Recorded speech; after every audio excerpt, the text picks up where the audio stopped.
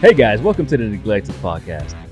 This podcast is not to change your mind, but to invite you into somebody else's narrative. This is a podcast to give a voice to the neglected. It is also an opportunity for all of us to engage. All right, what's going on, everybody? Welcome to the Neglected Podcast. My name is Nick Schultz. You can hit me up at Schultzy Time. We're at For the Neglected. We're here at City Church. Thanks for hosting us. And like always, Quinn, our producer's over there. Quinn, thanks for being here. And today we have a special guest, like always. His name is Jonathan Proffitt. What's going on, man? How you doing? What's up, man? How you doing? Honored to be here. Thanks, man. Well, we got connected through our other host, Giovanna, actually. Yes, absolutely. And so sometimes she's got a friend or I've got a friend, and because of what weeks we're doing interviews and how many people we're following up with, she's just like, hey, man, got this guy I've known for a while named Jonathan, and go check him out and friend him on Facebook, and might be a good one to share a story. And I was like, all right, let's do it. And talked a couple times, and here we are. You are in studio and we're ready to go, man. So it's just like that. I appreciate it, man. Yeah, it's man. always good to have connections around here. Yeah, it is good to have connections. So it's a pleasure to have you. Appreciate it. Thank you, man. I appreciate it. Well, let's get started on just where you came from, who you are, where you grew up, and just what life was like for a little Jonathan. Well, I'm a native of Queens. Which Yankees. is obvious. Yeah, exactly. okay. Every time you see me, I've got a Yankee hat on. All right. Don't wear anything else. I won't say privileged background, but I was just blessed. Mm-hmm. Adopted at 6 weeks. So into a family that was very much, I will say, blessed as well, but had our struggles, Mm-hmm. as everybody does. I don't know anybody's life as a child who's perfect, Mm-hmm. but it kind of basically just got me where I am. Sports, music, podcasting now, which maybe I'll get into later. Mm-hmm. But just sometimes you have that premonition of like your upbringing will dictate your future, which is kind of true in my case. Mm-hmm. But sometimes my mind goes back to like what could have been, if that makes sense. Yeah, I understand. Let's go there for a second, because you hear the word privilege, and some people are going to think like, oh, he was adopted by a white family, a rich white family or something like that. But before we even get to that, let's go back to your parents. And did you ever find out anything about them, or was able to have a relationship or a contact with mom or dad? Well, my mother, my adopted mother, who is still alive, and my father has passed on, God bless his soul, but the only thing she really told me was my mother's name, and I have 2 brothers and a sister. Okay. That's older, all younger, I really know. I believe the 2 brothers are older, and I have a younger sister. Okay. I might be wrong, but not sure. But that's all I really knew, and that's all I was really told. And I really didn't have an interest to go back and look, because I always had my doubts, like, well, is my mother still living? Right. Like, where are my brothers? Mm-hmm. What is my sister doing? Are they even still alive? Mm-hmm. Like, and then thoughts run in your head like, well, I was the one that was kind of, I don't want to say passed aside for it to be bad, but, I was the one that was adopted. Mm-hmm. So I'm like, well, if I would have stayed where I was at and I was never adopted, like, where would I be? Mm-hmm. Like, would I be more successful than I am right now? Or would I be strung out somewhere? Or, those thoughts go through your head sometimes as an adopted child. Mm-hmm. And my wife, Jessica, she's always told me, why don't you go and try to find. Right. But there's always that fear there. Yeah. Well, yeah, for me. I could see that being very terrifying. Yeah, there's always that fear there where your expectations are one thing, and then it doesn't equal up to your expectations, and then you're disappointed. Mm-hmm. Or either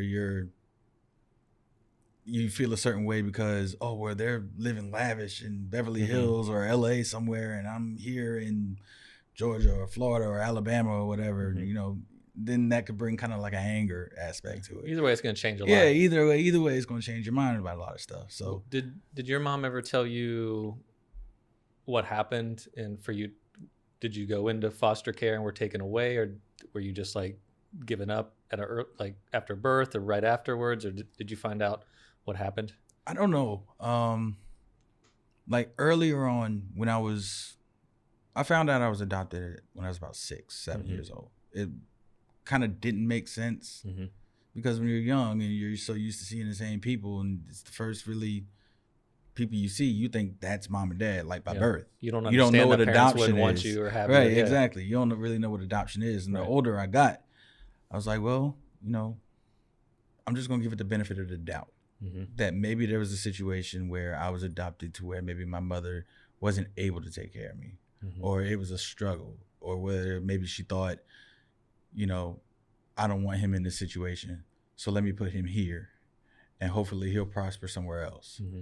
So I kind of give that the benefit of the doubt. And that's really my only train of thought. Because when I see where I am now, I'm like, okay, this happened for a reason. So it's like, okay, kind of hard to explain, but my mind says I'm here for a reason. So the process for getting me here had to be what it is. Yeah. So what was your family dynamic with your adoptive family? Like, what was their background, makeup, and? Very, very loving, understanding, but let's not get understanding twisted. They would put a paddle to my back immediately because that's just how we were raised. It was a spit a rod, spoiled child household, and I'm the only one. Okay, so they didn't have other kids. No, so I was the only one. And what was their ethnicity or race? As far as I know, black. I know I'm half black and half Puerto Rican. I'm half and half. Okay. So my father being the Puerto Rican side and my mother being the black Gotcha. side. So, and that's another thing that kind of really brought the intrigue in. Like, Yeah. I know I'm not all the way African American. I have a Hispanic side. So like, what side of my family, like, where are all the distant aunt, uncles on the Dominican side? Because I tell people I'm Puerto Rican, but I don't speak Spanish. Right. So it's, I was raised in a black family, but I'm Puerto Rican. Right. So it's just kind of like, I don't know. It's kind of like that amusement park ride where you sit in the thing and it spins around and it goes around in a circle. It's just, that subject is just so topsy-turvy. And maybe like one day I'll settle down and be like, okay, you know what? I'm going to do this. But every other time I've tried, I'm like, okay, I'm going to do it. And then I'll back out. Right. Yeah. No, that makes a lot of sense. Yeah. And what did you look enough like your parents where other kids or people didn't suspect you were adopted or from their family, or was there somewhat of a noticeable difference? Well, they say when you've been around somebody long enough, you start to look like them. That's what I've heard. So being adopted, and then like I'll have my mom's sisters and brothers like, man, you look just like your mom. I'm like, how's that possible? Like, we have no bloodline, no nothing. But, I have heard it before, like, you look like your mom. And I've heard it from strangers before. Like, yeah, you look just like your mom. And I'm like, okay. Like, not even going to be like, well, that's not my birth mom. But if you say so, all right, we'll roll with it. But, I really couldn't ask for better adoptive mother and father. That's great. It was, they gave me what I wanted. Not saying spoiled, but they gave me what I wanted and what I needed, but they still kept the leash on. Like, I would say, I want this, I want this, I want this. Okay, you can get this and this, but we're not going to spoil you. So we're going to pull back and let you work a little bit. Yeah. Like, I didn't start work, but I learned what work was and how to earn stuff really, really early. But, if you were to ask me to go back and do it different, I couldn't. Yeah. So what part of Queens were you in, and were you going to predominantly black schools growing up too, or where was like the area that you were? Well, we jumped a little bit in my childhood. We were at an area, Park Drive East first, which kind of is sketchy in memory, but most of my childhood was in Flushing Meadow in Queens, which is, if anybody knows anything about New York and the old Shea Stadium, the Mets fans out there, but they're like 5 minutes apart. So it was kind of back then an upscale community. It wasn't like gated or anything, but it was kind of like what Windsor Forest is here. But spent most of my childhood here, moved into other apartments in other sectors of the world, raised in Brooklyn a little bit. But so New York is embedded in me as far as a childhood is concerned. So it's pretty positive. Yeah, pretty positive. Had its little downfalls and struggles, but parents go through struggles, and kids sometimes are too young to understand what those struggles are. But you just see it, and you say, "Oh well, mom and dad are kind of at this point, but Yeah. I don't know what's going on. I just be a son at that point. Yeah. And I think sometimes when, there's plenty of like crime and drugs and things here in Savannah, like anywhere. But when Right. people hear New York or Queens, sometimes things like that, it's like, oh, you must have been exposed to crime or violence or drugs, because it's much more prevalent in like a city like New York compared Right. to is here.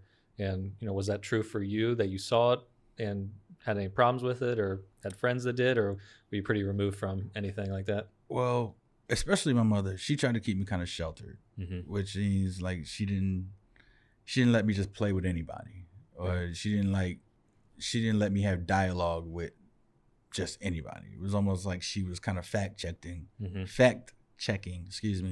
like who I hung out with and who I tried to make friends with and everything. So it was sheltered in that aspect, but I did see kind of what you would call like crime and drugs when I was in Brooklyn around my cousins and everything else like that. Didn't know what it was, but you see an occasional fight. You know what a fight is, but you don't know the level. Yeah. Or what it's about. Yeah, exactly. Nowadays when we were at this age, they're fighting over, and fights ain't fights what they used to be. Now people are, killing each other for simple stuff. Back then it wasn't like that. You didn't have access to the stuff you have now. So it was like, okay. And my dad always raised me like, a coward can shoot somebody, but you're a real man if you can defend yourself with your hands. That's what he taught me. Like, you won't go to jail for defending yourself with your hands. You get into a fisticuff and then an hour later you're friends again. But it's kind of different now. Yeah. So as a child, I saw it, didn't know what it was, stayed away from it, which was what my mother kind of raised me to do. And I think I'm the better for it. Like, not even trying to get involved in that type of stuff. Okay. So let's pick it up from where either you left New York or you were just leaving high school, and what was that transition? Where were you going in life? Where did you want to go? Where'd you end up in that next stage? Well, I always, as a kid, I always wanted to move to Florida. I wanted to live in Florida. Like, everything I saw, Mickey Mouse. Warm weather, huh? Warm weather, Mickey Mouse, amusement parks, everything. That's a kid's dream. When you're a kid, you want to go to Florida. That's it. That's the Mecca. But we ended up moving to Savannah. I think it was about 13. I was in the 5th grade. Okay, that's pretty early then. Yeah, so I was very young, and the culture shock is what really got me at the age I was at. Because you move from New York, bright lights, big cities, traffic everywhere, noise. Then you come to Savannah, and it's just like here to here. Yeah. The building size too. Yeah, the building size, less traffic, you don't have all the noise. Yeah. At night, it's super quiet. Like, I can remember being like my first year or so in Savannah, like living here and just like going to sleep and it's quiet. I'm like, this is creepy. This is like, because you're so used to city buses and taxis and everything else at night, living in an apartment. Yeah. Where it's like, okay, I can get used to this. And then you move and the demographic changes, and it's just like complete silence. I'm like, and those are pretty formidable years too, because you're about to go into middle school. Exactly. I've got a 6th grader. That would be a big deal for us to move when he's about to go then. And so what were the biggest shocks people wise, as opposed to just background and visual? Like, what was that like as far as neighborhood, school, even race, or just relationships? People were really, when we first moved to Georgia, people were really polite, which is what I wasn't used to in New York. Now, New Yorkers get a demographic of being this hard, shelled type attitude, but in Georgia, it was just like everybody was nice, everybody shared. It wasn't the clutter of New York, but it was just, everything was kind of like spaced out. Like, the schools were different. Like, when I went to elementary school, in Wizard Falls Elementary, I looked at the school. I was like, what is this? Because it was all small. Like, the school, PS 26 in Queens, looked like, I don't know if you know what the apartment building on Waters looks like, right by the hospital. Like, the big, huge and tall. Yeah, huge and tall and big, and all brick. And that was school to me. And I come here and it's like one lower level. And if you know Windsor Forest, they had the trailers in the back and, you know, offices and everything like that. And it was completely different. And I didn't really know how to think. Like, this is so different. And it takes you like completely out of your element. It's almost like starting life all over again. Mm-hmm. And at first it was hard. And then, you know, I would tell my teacher, I'm like, okay, I'm not from here. Like, what do I do? Where do I go? Like, what is this? What is this? What is this? And they would explain to me. And she was really a big focal point in like me making the transition. And Miss Vassar, if you're watching, I appreciate you. But she was really important in me making friends and, you know, learning Southern dialect. Because I'm a New Yorker. I talk like a New Yorker when I first moved down here. You know, my slang, my vernacular was different. And sometimes there were kids that didn't understand what I was saying. They're like, what are you talking about? So she was like really, really key in me like making that switch.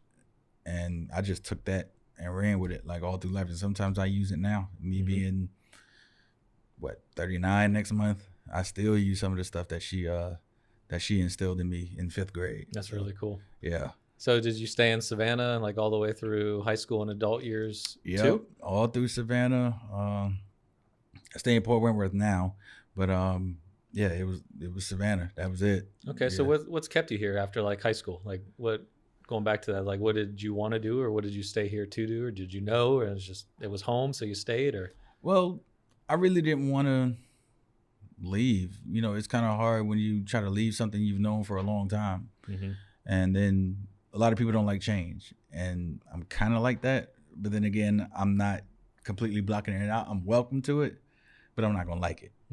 So it was just like, okay, I'm in Savannah. What do I do? So I went to Savannah State University after high school. Played some years of high school basketball, which kind of like, high school basketball brought me out my shell. I was really, really shy. And it's kind of hard to tell that now because I'm really outgoing and I like people and I want to meet everybody and I want to say, you know, that's the kind of guy I am now. But in high school, I was really, really shy, which kind of brought that earlier sheltered past. Cause, you know, so I played 2 years of basketball, went to Savannah State, ended up not doing too good at Savannah State. So I ended up going to Savannah Tech. And I just didn't thrive there. There was something I wanted to do that didn't involve college. So I was kind of like, I was just going through the motions. Like, okay, this is what a person does. They go to elementary school, then they go to middle school, then they go to high school, they graduate, then they go to college, they get a degree. That's life. But that's not what I wanted to do because my childhood was music and basketball, and that's what I wanted. So I was like, okay, how is computer information systems going to help me? And I'm trying to cut an album. Like, I don't know how that's going to work. So I completely just cold turkey stopped Savannah Tech. Just was there 1 week. The next week I was gone. Didn't tell anybody, didn't go back. I might have 3 years of eligibility in college right now, and I don't know anything about it. You could go back and ball, man. Yeah, well, no, not right now. But no, way overweight. But yeah, I just was like, okay, well, this is what I'm going to do, and I'm going to do it. And I actually talked to my parents about it. I'm like, okay, this is what you want me to do, but is this really what I want? Like, I want to do music. And that music connected me to churches, playing drums at church, playing keys at church. And it kind of got me out there at an early age. How did you know how to do it? Were you self-taught or did you learn? I was self-taught. I like that family lineage of music is long. Like, I don't think there's one cousin of mine on my adopted side that doesn't sing, play something, have something to do with music. They're completely enthralled in it. I think I have, if I count, I have like 5 or 6 cousins that play drums, 2 or 3 that play keys. Wow. Probably like 20, 25 that sing. That's amazing. So it's just like, and you just naturally were able to do it. Yeah, I just sit there and like people ask me now, like, well, how did you learn how to play, blah, blah. And not to be funny or confuse them, but we'll sit down and they'll ask me and I'll just do this. And I'll just look at them and not say anything. And they were like, what are you doing? I'm like, I'm telling you how I did it. It's like when you're a kid, you're a sponge. Mm-hmm. So whatever you see, you take it in. And so I'm like, okay, if this is what I want to do, I'm seeing my cousin and the rest of my cousins doing it.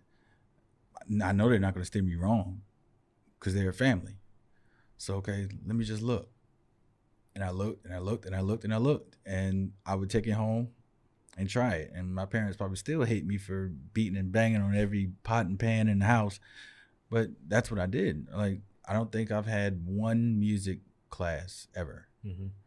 And it's just God blessed me with talent. That's really what it is. It's and even now sometimes I sit there and I think I'm like if God never blessed me with this talent, what would I be doing? Yeah, because you're still doing it now. Yeah, I'm absolutely doing it. I'm blessed to do it here last Sunday and this upcoming Sunday. So the opportunity is here, and I'm just grateful and thankful.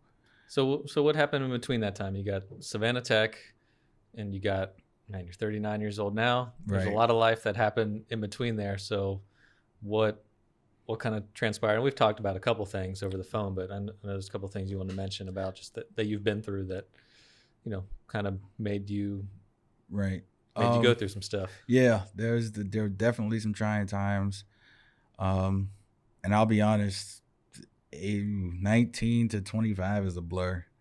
Like, after I moved out of my parents' house, ended up getting an apartment with one of my best friends, and that 7-year area is like really, really blurry because all we wanted to do was party. You're just living it up. Live it up, party.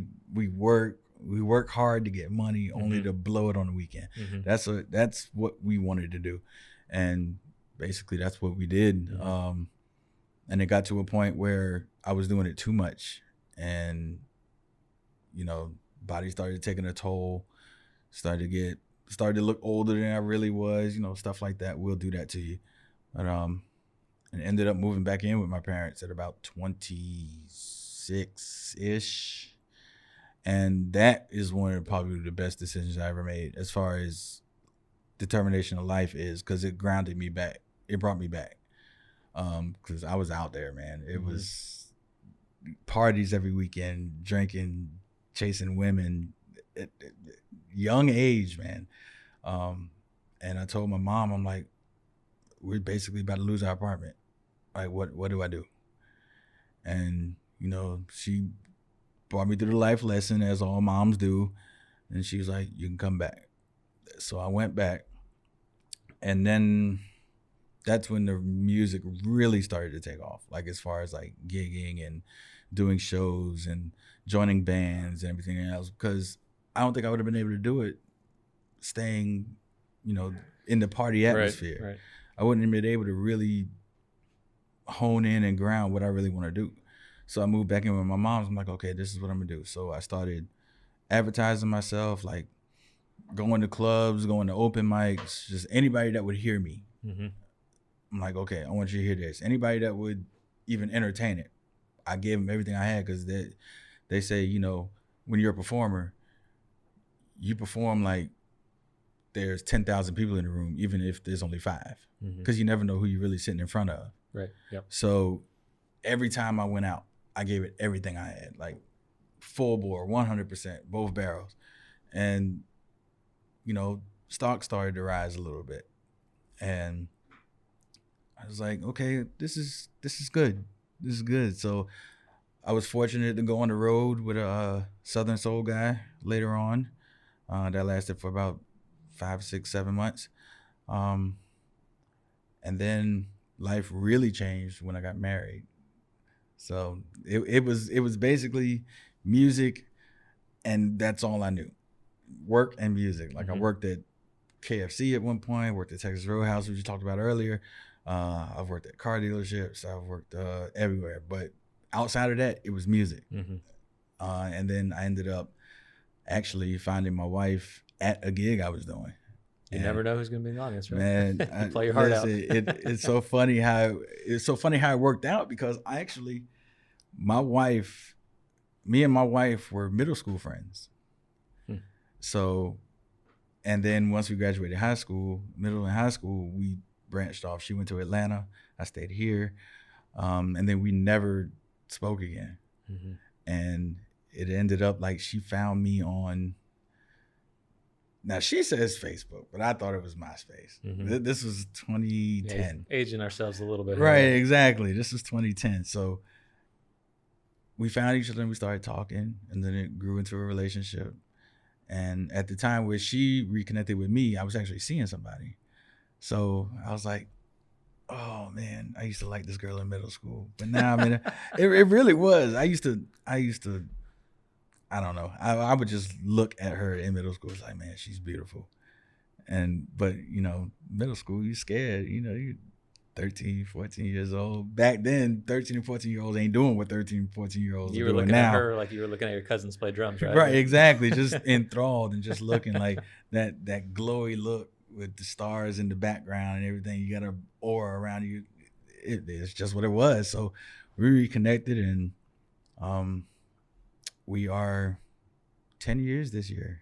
So, congratulations. Yeah, and a lot of stuff has happened in that 10 years that's brought us down to our knees and has actually put us on pedestals. So it's been a very,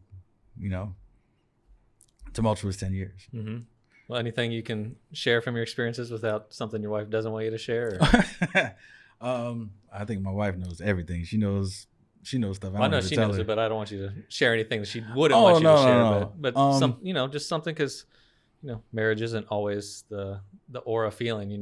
Right. Stuff happens, and you gotta work through it. So. Exactly. So when we got married, I was fortunate enough to inherit children. She already had 2 children of her own, Keisha and Michael. Mm-hmm. And they are my heart. Right, I love them to death. My daughter is a comedian. Like, you would have thought I'd have birthed her myself, like the way she is. Her sense of humor and her timing and everything. I just love them to death. And we went some years with just the 4 of us. And we had the conversation like, I'd like to have somebody carry my name. Went to my wife and talked to her about it. And so we planned again about how we were going to do it. And we ended up having our first son, which ended up being a preemie. And God saw fit that, either A, it wasn't his time, or you guys weren't ready. And he was only with us for 16 days. And that was like a hard 16 days, like really hard. Like, you expect, when you're about to have a baby, you're about to be a father for the first time. Your expectations are so high. Okay, this is what I'm gonna do. I'm gonna teach him how to play catch and teach him how to ride a bike, and I'm gonna pick out his baby clothes, and he's gonna wear Jordans when he's 6 months old, and all of this stuff runs through your mind, like preparing yourself to be a father. And then this happens, and it literally brought me to my knees, like, because you're so excited about it. I was elated. I was like, I'm gonna be a dad. I was telling everybody, like, and then he was born, and then like panic set in. So there was no expectation that there was anything unhealthy about him. Well, at all. we knew that there was a hiccup, but it wasn't. But not life-threatening. Not life-threatening. Like, he was born. His spine didn't fully develop, which created spina bifida. Okay. So he was born, and then, as a dad, you look for that cry, and it never happened. So I'm like, okay, this is serious. And they had him in NICU the entire time. And this was pre-COVID, way before COVID. So whatever I was doing, like, I get off work or I get off a gig and I go to the hospital and like sit there just like for an hour with him, just like talk to him and just like pray. Like, okay, God, you don't make mistakes. And honestly, I started questioning God and doubting him, and like, why? Like, you knew where I was at with this situation. You knew how excited I was. Like, why? And like, for 16 nights, I just sit there and I put my finger in the little thing, and I could feel him like squeezing it. Like, okay, I know you're here. I like, this is Dad. Like, it's me. And he would like squeeze my pinky finger and be like, okay, I know you're here. And like, losing him was losing was like hitting rock bottom, and like I'm trying really hard like to keep it composed, but that completely changed my life, like completely. Like maybe I wasn't ready to be a dad, or maybe it just wasn't my time, and you know, you kind of comfort yourself in knowing that he died in innocence. Like, you know, he's with God. He didn't have to go through troubles of the world or anything like that. You know, he's with God, and then you strive to live to see him again. But it changed my life. It changed my whole life path. Like, it got to a point where I started even lashing out at my family. It's just like I went really, really dark, really dark. Like sometimes hating my wife, sometimes blaming her for my son's death, which she had nothing to do with. It was just like somebody took a piece of me and just yanked it out and like just threw it away. And I was just like looking for something to fill that. It's tough. And I tell anybody out there that's ever lost a child, whether they were 6 weeks old or 16 years old, it's never easy. Never. It's going to hurt, and it's going to hurt for a long time.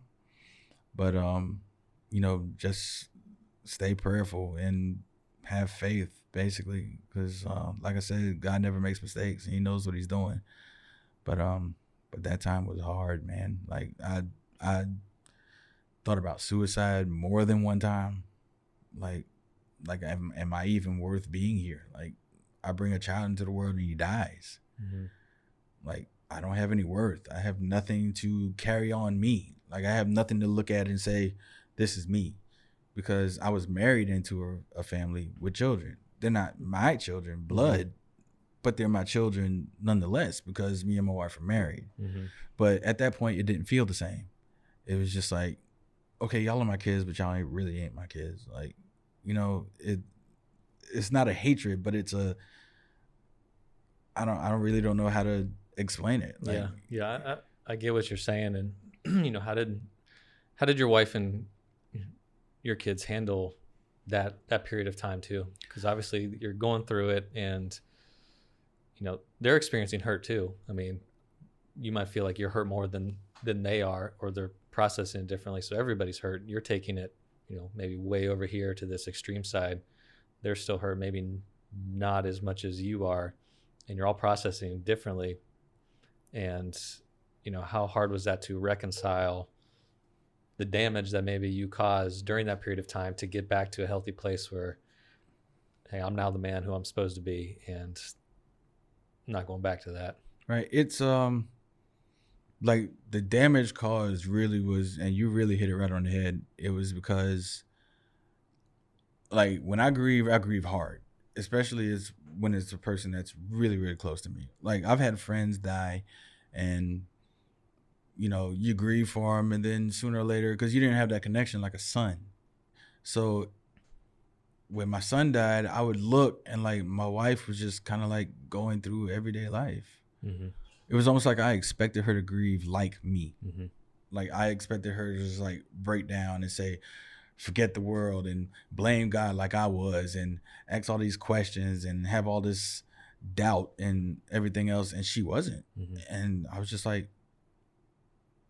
I can remember one time, not to put everything out there, I was just like, why do you even look like you don't care?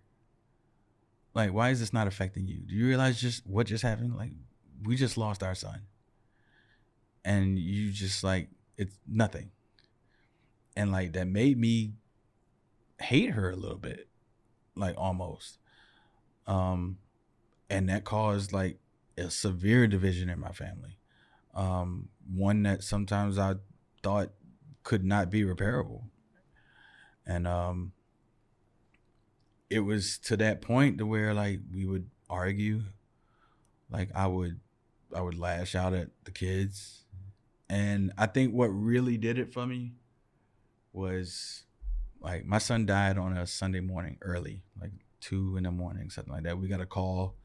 They're like, you might want to come up here. So we did. and he died early that morning, which was a Sunday morning. And I was playing drums at a church where my membership is based, Brandon Hart's Church, and went through the motions, played the service, and my son by marriage, he walked up to me and he's like, look what I got for Jeremiah. And it was a toy, and we hadn't told him yet. And it was kind of like one of those put your head in your hands thing, like I know I gotta tell him, and you just don't know how. And this was, in NICU, they only let certain people in there, so they had never seen him. They just knew he was there. And so we ended up getting home and we told him, and it was like an hour of just crying and grief and sadness, and I had never seen that out of those kids before. Like, I had never seen them break down and be emotional. They cry if they don't get their way, or if they cry if they lose something, but like real crying, like real tears, I had never seen that before. And just both of them. And we actually went to the funeral, and my son, he was small enough at that point, put him in my lap, and he just hugged me. And I didn't even, at the graveside service, they were like, anybody want to come and look? I didn't even look. I didn't even get up and go out there and look. And I regret that to this day. Like, at that point, it was like, I don't want to see my son like that. Like, I don't want to see my son laying there. And if I could turn back time, I would have gotten up out that chair and went up there and looked at him and at least said something to him. But I didn't move. I was gone. It was over with. Life was over at that point. I just had a good support system to get me through it, man. Friends at the job I was at, all of them came and showed support, and but that was just it was a game over moment. Like, all my life, I had no more one-ups in Mario. Like, nothing. It was over. I was like ready to go. Like, I have no purpose here. Yeah. Like, didn't even care how my wife felt. Didn't care how the kids or my family, the rest of my family and my friends felt. I'm like, okay, I'm ready. Like, I don't want to deal with this no more. Because the one thing I thought was going to give me life and maturity as a man and show me where my life, the direction was supposed to go, isn't here anymore. Yeah. So it's just like, yeah, I'm good. I'm done. It's really sad. And it's also interesting to me, just the nuances of your story and being adopted, and just how much of it and what you were going through is tied into, like, I was adopted, and then technically these other two kids that you have, like, you're basically adopting them as a father. Right. So now you're an adopted father in a way. Then you're about to have a biological son. Right. Which you were never a biological son to, your father. Right. But you're about to get that experience, right, and have some piece of what that is like. Right. When you didn't have that as a child, but you're going to get as a father, and it gets taken away from you. But you still have to live life with these two other kids who you adopted in a way. Right. Yeah, it was all that kind of going together, and just seeing the emotional, like, pretzel it creates of, like, stuff you're probably going through and trying to work through. Like, it'd be really hard to imagine that. Yeah, it's like my dad, in certain instances where you have, like, adoptions, you'll be like, a dad or a man will get mad. You're like, well, that ain't my kid anyway. Like, right, we adopted him. That ain't my birth. But when you take on that responsibility, whether it's through marriage or adoption, and you become a part of that family, that's your son. That's your daughter. And your whether it's blood, whether it's adoption, whether you sign papers. And I know guys that are dating women now that have kids. No marriage, no nothing, that treat these kids like birth sons. And my dad never treated me outside of anything but his son. There was never you're not my blood son, so I don't care what you do or anything like that. I was his son, and he made sure that he embedded in me that I'm your father. So I took that when it came to Keisha and Michael, and I said, okay. And I tell my wife this now when we kind of sometimes have disagreements. I'm like, look, I have a wife and 2 kids to look after. It's not I just have a wife because I'm married. There's attachments to that. It's like there's 2 human beings that rely on me whether or not they're blood or not. And I took that into, along with what my father taught me, like, never neglect whether it's pure relation or not. You never neglect it, because it could have been different. You could be by yourself, and you could be looking for, like, this family I'm in now, like the family I have now, is a complete blessing. Like, it saved me from a lot of stuff. Like, getting married saved me probably from dying, literally, because I was on the fast track to nowhere, and God just happened to put her in the right place at the right time, and it worked out. And we now have 3 children, which I might get into later. My son Jeremy, who's 5. Biological? Yes. And that's I think that's what completely took me from having one foot in the grave to walking around like everything's okay. Because when you sit there and you blame God and you doubt God and he blesses you anyway. Like, and it's when you blame and doubt God, you really doubt that he exists. Like, and so was it almost like that's when you did have your son, this second son, was it almost like you got something you didn't deserve, where the first one you felt like you deserved, it was taken away, and this one, like, God didn't have to give him to you, but he did. That's exactly what it is. It's God saying, basically, I know you don't like me right now, but I'm still gonna let you know who I am. Like, I'm still gonna let you know that I don't make mistakes. And even though you hate me and you curse God and die, as they used to say back in the day, I'm still gonna bless you. And I remember the day my 5-year-old was born. I'm like, well, further back than that, I'm like, God, if you're real, then show me. Because, I hear everybody talk about it all the time. I hear preachers in the pulpit talking about God is real, God is real, God is real. That's how dark I was when my son died. I was like, everybody, all the preachers, God is real, believe in God, have faith. I'm like, how? Like, the one thing I wanted, God took from me. So why should I believe? And I said, okay, God, if you're real, let's do it. Like, I'm all in. I put all my chips in the stack. What you got? And I remember sitting in the living room and my wife's in the bathroom. Like, no plan at all. This was complete shock and awe. Watching TV in the bedroom, and my wife walks out of the bathroom. I'm pregnant. What? Like, when? And then you ask a stupid question, how did this happen? So I'm like, okay. And then that doubt creeps in again. Okay, well, here we go again. We're going to sit here. We're going to go through 4 or 5 months. First trimester, everything's good. And then something's going to happen. Nothing happened. Like, he came out healthy, light skin, like his daddy used to be, good hair.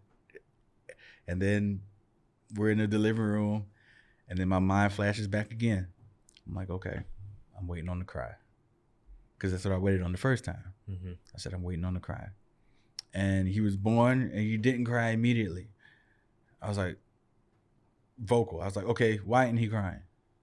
Like, I said it. Like, I was like, okay, we're not going through this again. Why isn't he crying?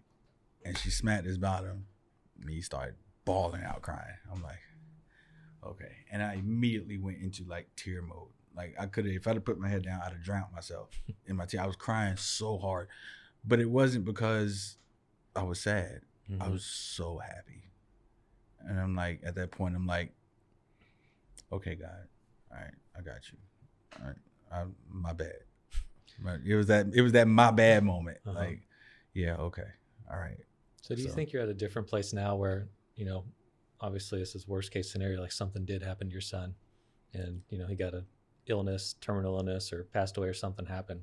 Would you be at a different place, you think, now if like you lost that son, you know, regardless of age, you know what I mean? Like if something happens to him and he's 6, 16 or 56, depending on how old you are, like are you at a different place with who you are or your view of God, where that would hurt just as much, but your life afterwards would be different than what it was the last time it happened? To an extent, yes. Because during the first one, God showed me who he was. So now I don't have any reason to blame God and doubt who he is. Like I told him, show yourself. And he did. So, and then it's, on the other hand, it's okay. I only spent 16 days with my first son, but now we're going on 5 years. There's a connection. Mm-hmm. Like there's a very much big amount of time between 16 days and 5 years. And he'll be 6 this year. So would I still be in a good space? I don't know. And not looking forward to finding out. Yeah. I don't want you to find out either. But you have things you've learned that would be applied to what you were going through. Exactly. Because I thought that child would like show me what being a man was. Mm-hmm. You know, now you have a real responsibility. You have a real son, like birth, has your last name. And there are certain things you have to do to make sure he's brought up and that he can uphold that name. And that's what I do with my son now. Like everything, we clown around and we joke and everything else like that. But you know, the long and the short of it is your last name carries weight. And whether or not you realize it or not, my dad did that to me. He's mm-hmm. like, your last name carries weight. Mm-hmm. So treat it as such. And when my dad died, I made the promise to him. I'm like, look, I'm going to raise my child just like you raised me, you know, to never doubt anything as far as your ability is concerned. You can do anything. Mm-hmm. It doesn't matter who says no or who closes the door in your face or anything like that. You can do anything you want to do.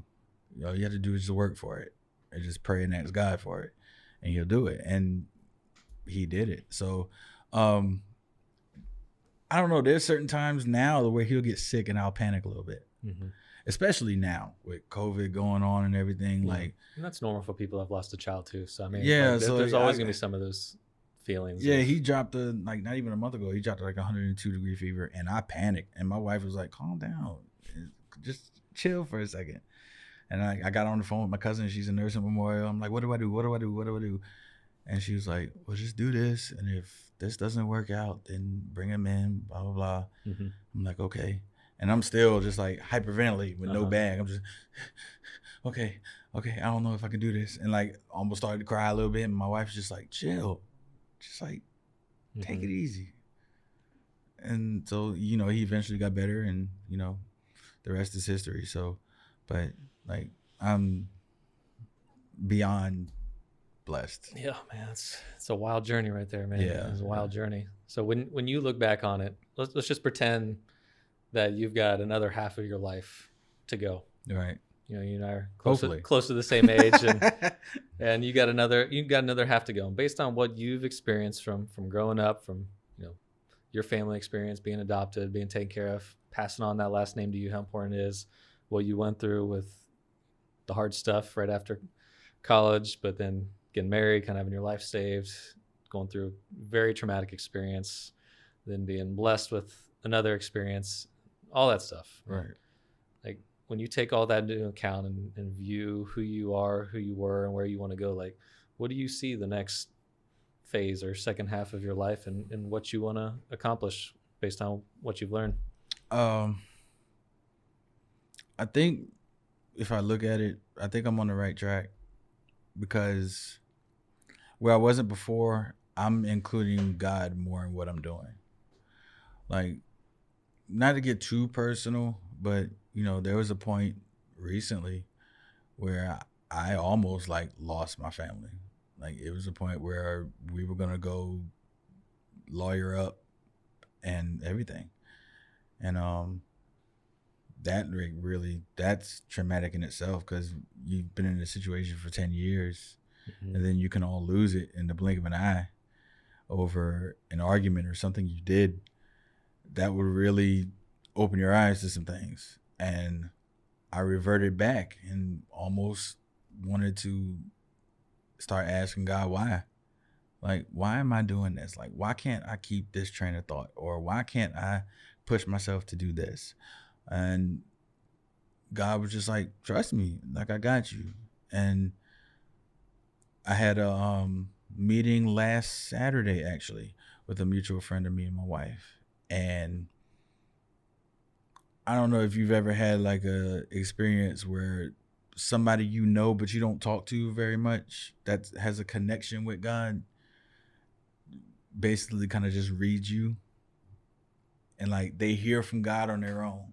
Like what she told my wife, she called my wife, she's like, I have to talk to Jonathan immediately. And my wife never told me what the conversation was going to be about. She's just like, okay, to leave the name out, they want to talk to you. And I'm like, okay, like I already know, like I'm already down. Like I think I'm about to lose my family, everything else. I'm already down. Like what can she say that would improve my position and my stance of where I am right now? And she basically just opened my book, read it to me, closed it, handed it back to me, and said, now go do what you gotta do. Like, I wear emotions on a sleeve, so I'll cry like that if something hits me. I'll cry at the drop of a hat, especially if you're sitting there and you're in my space and telling me about myself. So she was just like, in short, you know, she said there's an emptiness in you that you can't fill physically. Yeah, there's some things that have happened in your life that you're looking for something to fill that void. And I knew immediately what she was talking about, because I was still thinking about my son. I was still thinking about, you know, the things that happened with me and my wife. And she was right. And I sat there and she was like, am I telling you the truth? It's like, you didn't tell this to me beforehand, did you? I was like, no, you're right. So now I'm looking at it with a completely different. Life isn't what you're going to want it to be, and the outcome's not gonna be what you want it to be if you try to do it by yourself. Mm-hmm. Like there has to be, like I include my wife in everything now. There were times where I would do stuff and I wouldn't even tell my wife about it. And putting God in everything now is like key. I'll tell anybody, like, you will never get to where you want in life unless you ask for God's help. Like there's no other way about it, because either like I could be drumming for, I don't know, Justin Bieber right now, or I could be playing for any big artist out there. But on the other hand, I can have no talent at all. So, and God's the only one that can make that decision. You'll be prosperous or you have nothing. Because just like he gave you the talent, he can snatch it. So it's like just me, and I'm looking forward to what happened, because, you know, ever since that meeting Saturday, like Sunday, Monday, today, or Friday, I'm sorry, Saturday, Sunday, Monday, and today has been like the world looks completely different to me. Like I look at my wife differently. I look at my children differently. I look at people in general differently. Like I don't have that short fuse temper that I used to have. Like I can see myself getting mad, but I know how to bring myself back down. So it's just a God thing right now. Like it's basically me saying, okay, here, you take the steering wheel now. Like I've tried it on my own and I've failed. So now here, do whatever you want. And so now it's just a waiting process of where I go, like just staying prayerful. And my wife reminds me every day, like, make sure while you're at work, you just take a minute, go in the corner, go somewhere, go in the bathroom, and just go to God for 2 or 3 minutes. And that's what I do. And for the last 4 days, he hasn't failed me, but I mean, you know, that's short term. Mm-hmm. But it's gonna be interesting to see. I want to be where my family lacks for nothing. And I think that's every father's and husband's story. Mm-hmm. They want their family to lack for nothing, and that's where I want to be. But I know in that process I got to put work in. Mm-hmm. So it's just about me grinding and doing what I got to do to make sure my wife isn't stressed, my kids got what they need, Jeremy's brought up the way he's supposed to, and he doesn't have to struggle when he gets older like I did, like trying to, job to job, blah, blah, blah. I just hope he inherits the talents that I have. Mm-hmm. So he can do what he wants with it. That's the future of, what I want. Cool. So. That's a good segue to our last question. How we always end the podcast too is just giving a challenge to people, and especially you've been through a lot of stuff, and you can take it from many different angles of like, this is something that helps somebody that's been adopted, what to do, what not to do, or somebody that's lost a child, or somebody that's in grief and doesn't know what to do with it, is angry and can't see a way out, or wherever you want to take it. But if there's someone out there that has gone through some of the things you've went through and been in those darker places, what's something simple that either somebody did do to help, or that would have been really helpful if somebody came into my life and did this, right? This, either these words or this act of love or something like that is really meaningful for someone going through what I went through. Well, first and foremost, never doubt God. 'Cause he'll show himself, but the thing about that is he'll show himself on his time. There's only one person who you can't rush, and that's God. God has a plan, always had, always will. It's just on his time. So the first thing I would say is don't doubt God. And like for somebody who's been in my situation to where the loss of a child and the family struggles and everything like that, surround yourself with people of the same type of demographic. Like if you have problems with marriage, you can't go to a single person and ask them questions because they don't know about it. They ain't never been married. They ain't never been in a relationship bond like marriage like that. So they wouldn't know. Like if you go to a single person and ask them, well, my wife is doing such and such and blah, blah, blah, blah, blah. What do I do? They're not going to know because all they've ever been in was like temporary relationships. They never walked the aisle and made a commitment before God and signed marriage licenses and stood before a preacher. That's totally different. So if you're going through something like that, just try to surround yourself with people. Like I'm more or less now talk to more married people than I do single people, even though I still have my single friends. Mm-hmm. And I'm not going to completely neglect them, no pun intended, but I talk to more married people about stuff. Mm-hmm. Like I do more stuff with married couple. Like the band I'm in now, the guitar player is married and he has 2 children. And I talk to him. I've talked to him more than I've ever talked to him. I call him every day. Mm-hmm. Just to be like, hey, how you doing? I got a question. And he'll call me, hey, I got a question. It's just surrounding yourself and having a support system that is conducive to what you're going through. So it's like I can't go to a guy who has no children and ask him to comfort me about losing my child. Mm-hmm. He doesn't know the feeling. Yeah, it makes sense. And that's, getting yourself grounded, basically. Like if you're out there wilding, can't nobody do nothing for you because you're out there. Yeah. I mean, it's like you're out there on a raft with no rope for the boat to pull you back in. You just out there and you're just hoping for a solution. But if you ground yourself with a good support system, you'll at least have that rope you can tether to and grab it and pull yourself back in. That's like one of the most important things is just your surroundings and your support system. And because everybody, I learned young, everybody ain't for you. Yeah. They'll be there. Just like me and you could be friends for a very long time. That doesn't necessarily mean that you have all of my best interests in heart. Yeah. Because you can sit there and smile in my face. Song way back in the 80s, they smile in your face the whole time they want to take your place. Backstabbers. Mm-hmm. That's an old song. Yeah, I'm showing my age again.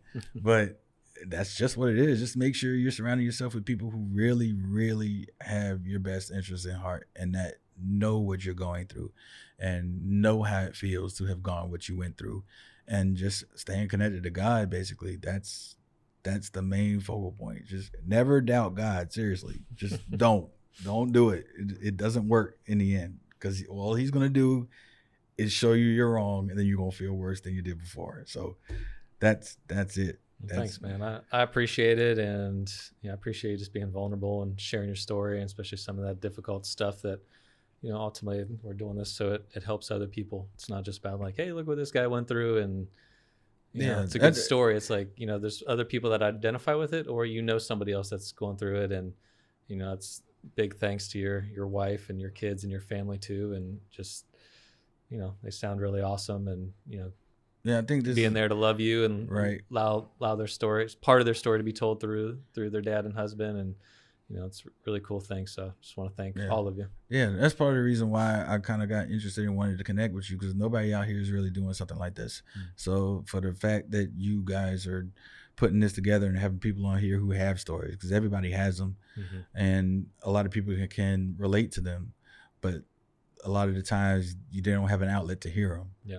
So the fact that you guys are doing this is like really, really dope. And just thank you guys for just having me. I appreciate it. Yeah, man. Glad to have you. Appreciate you being here. And we're friends now. Yeah, man. Absolutely. You got it. We're friends now, man. I appreciate it. And not a problem, man. Thanks for coming in, Jonathan. Quinn, thanks for producing. Philly Church, thanks for hosting. Yeah, this has been the Neglected Podcast, and we'll catch y'all next time. Peace.